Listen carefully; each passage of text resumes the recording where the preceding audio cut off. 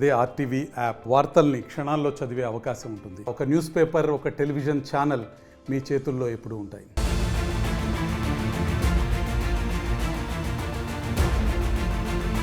ఆంధ్రాలో కిడ్నాప్, కర్ణాటకలో మర్డర్, కుటుంబంలో గొడవలకు, ఆస్తి పంపకాల్లో తగాదాలకు అన్యం పుణ్యం తెలియని చిన్నారులను బలి చేస్తున్నారు కొంతమంది కిరాతకులు. తాజాగా సత్యసాయి జిల్లాలో బడికెళ్లిన బాలుణ్ణి అతి కిరాతకంగా హత్య చేశారు. 10 గంటల్లోనే పోలీసులు కేసును ఛేదించారు. మడకశిర మండలంలోని అమిదాలగుంది గ్రామానికి చెందిన చేతన్ స్థానిక ప్రభుత్వ జెడ్పీ హైస్కూల్ పాఠశాలలో 8వ తరగతి చదువుతున్నాడు.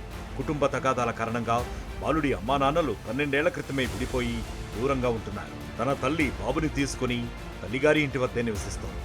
అయితే నిన్న స్కూల్కి వెళ్లిన చేతన్ బ్రేక్ సమయంలో బయటికి వెళ్లి మళ్లీ తిరిగి రాలేదు.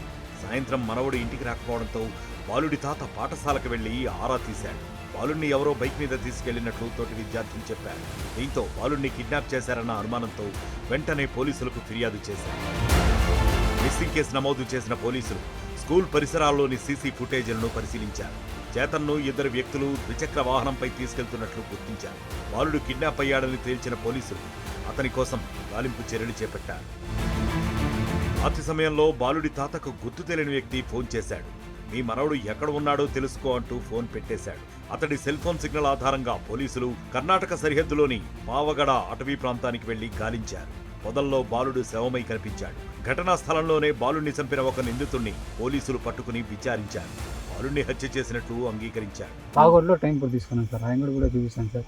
ఆయన ఆటికి 20 రూపాయలు చేంజ్ లేదంటే నేను 110 రూపాయలు ఇచ్చి 90 రూపాయలు రిటర్న్ ఇచ్చుకున్నాను సార్. వాడి చేతిలో కట్టేది, కాలు కట్టేది కట్టేయండి సార్. ఈడ్చుకొచ్చి వెళ్ళిపోయినా సార్.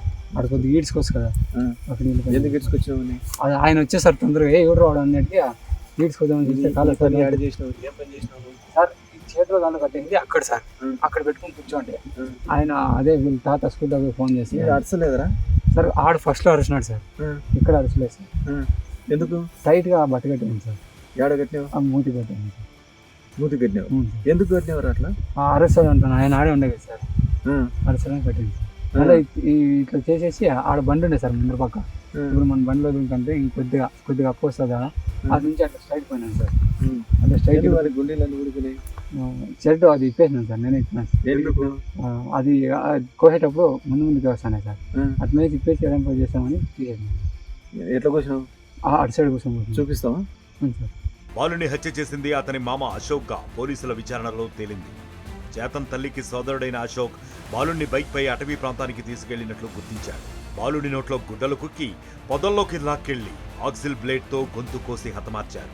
చేతన్ అమ్మానాన్నల మధ్య ఆస్తి తగాదాలు ఉన్నట్లుగా పోలీసులు తెలిపారు.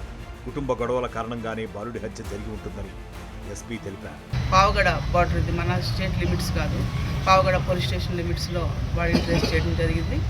ఫ్యామిలీ డిస్ప్యూట్స్ ఆధారంగా వాళ్ళ ఫ్యామిలీలో ఉన్నటువంటి కజిన్ బ్రదర్, మదర్కి కజిన్ బ్రదర్ అయిన అశోక్ అనే వ్యక్తి పైన అనుమానం ఉంది. అట్లాగే త్వరలో అతన్ని అరెస్ట్ చేయడానికి మేము టీమ్స్ ఫామ్ చేశాము. తల్లిదండ్రులు ఇద్దరు కూడా 12 సంవత్సరాల క్రితమే విడిపోవడం జరిగింది.